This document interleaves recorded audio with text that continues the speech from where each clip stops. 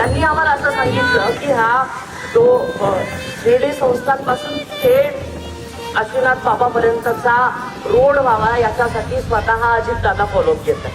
ज्यावेळेस त्यांची ही बातमी आली त्यावेळेस सर्कन अंगावरती काटा आला आणि समजत नव्हतं. त्याच्यानंतर 10 मिनिटांनी स्वतः जितू अण्णांचा कॉल आला की 2 दिवसापूर्वी आपल्याला इंजिनियर साहेब काय सांगून गेले ना आज काय बातमी आपल्या हातात आली. म्हणजे हा आपला गोटेवाडी गावाविषयी सुद्धा थेट मंत्रालयाचा विचार करणारा माणूस आज आपल्यातनं गेलाय. ही